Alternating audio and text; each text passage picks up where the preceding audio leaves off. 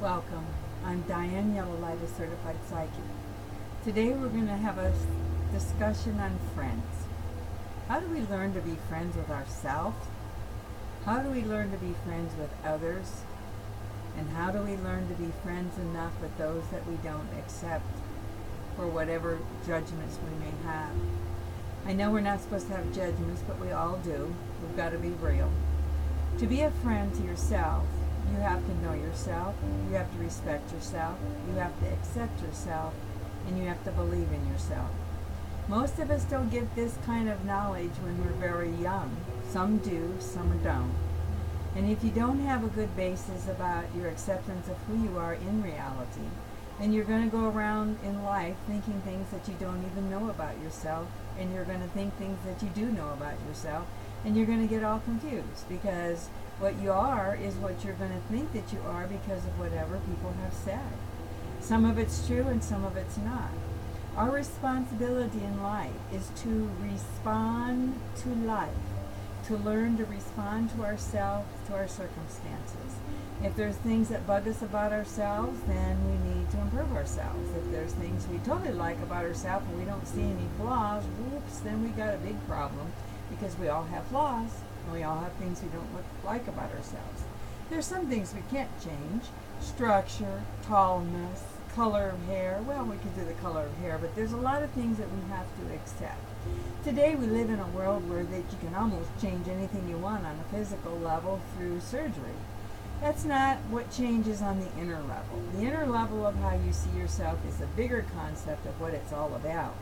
Because you can change the outside, but if you still feel that way on the inside, and it's a funny thing about our emotions and how we see ourselves, they kind of get glued and set in stone. So even if you weren't a very attractive person and you went and made yourself very attractive, you may look in the mirror and think you're attractive, but you're going to start feeling not attractive because those feelings have moments of energy to them, and a lot of times they don't have the positive moments. So that's the problem. You've got to change the inside. If you change the inside and you learn to accept yourself for who you are and who you're not, then if you want to go change the other things that make yourself look better, then you'll blend better. But running and trying to find quick fixes in this world does not work. To be a friend to self means you can be a friend to others. And it's very difficult to be friends to others. It's very difficult to be friends to self. How many times in the day do you go around and say negative things about yourself? Or do you live in an unrealistic world and say all the great things about yourself and don't match? The key is we must match inside and out, belief system with belief system, knowledge with knowledge, understanding with understanding, knowing with knowing, being with being, trusting with trusting, living with living, and acceptance of the self for who you really are. We're all going to struggle with some of the things in our lives because that's what human is in the human body. We have a spirit, a mind, a soul, a heart, and we're able to connect, but at the same time, how many times do you look in the mirror and really see what you look like?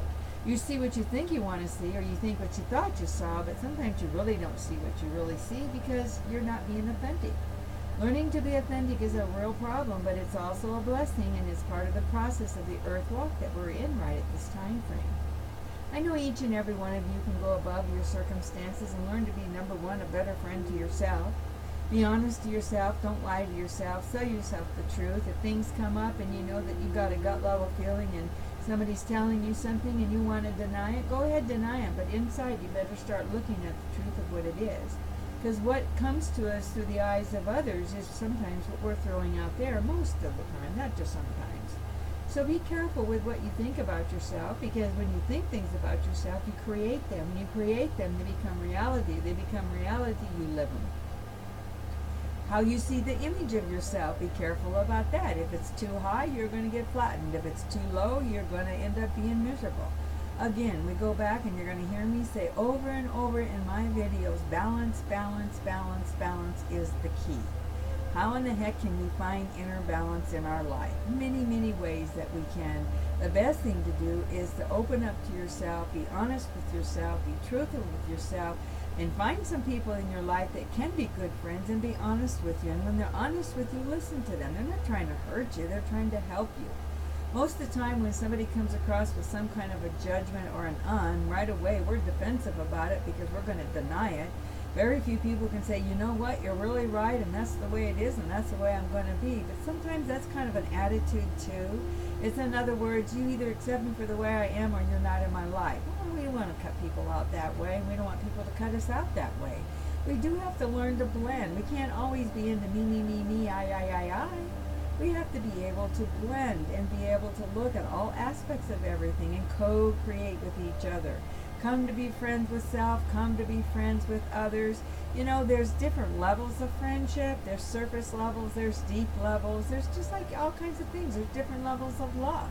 There's different levels of feelings. There's just different levels. That's why we're all unique and different.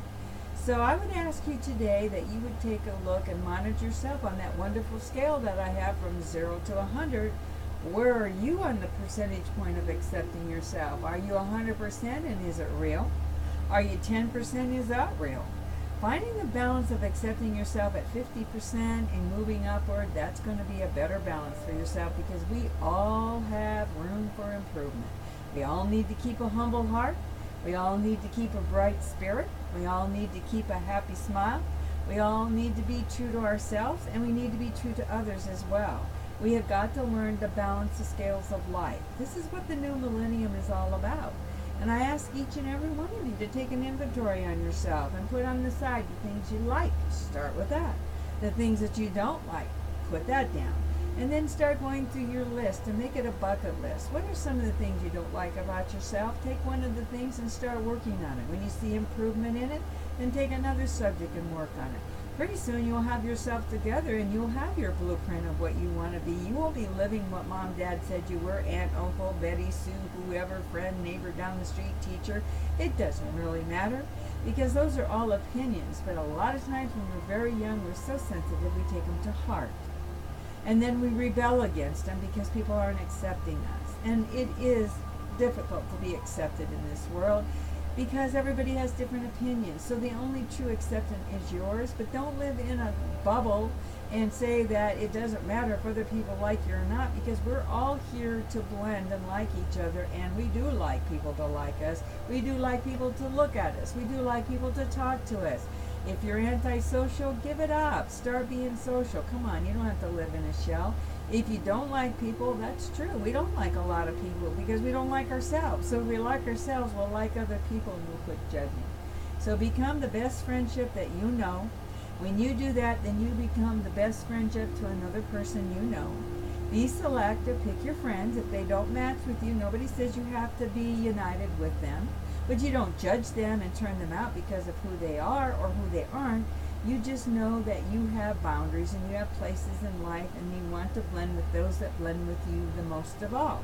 We also want other newness in our life, so that's how we learn. If we were all the same, my gosh, we'd be so bored, we wouldn't know what to do. So I'm asking each and every one of you to go above and beyond your circumstances. I know you can do that starting today, and if you do, your tomorrow will be much better, brighter than it's ever been. And pretty soon you'll go along, because time does tick pretty fast. Next thing you know, you're at the end of the road and you go, oh my gosh, I'm still feeling this way as I did when I was 12, 13, 16, 20, 40, whatever. Come on. It's a lazy soul that doesn't go in and learn how to be authentic and come back to their authentic self. You can do that. It's free choice of will. However, why not take this great opportunity on this earth with all its ability of things that we can do and be the fullest potential of what you do?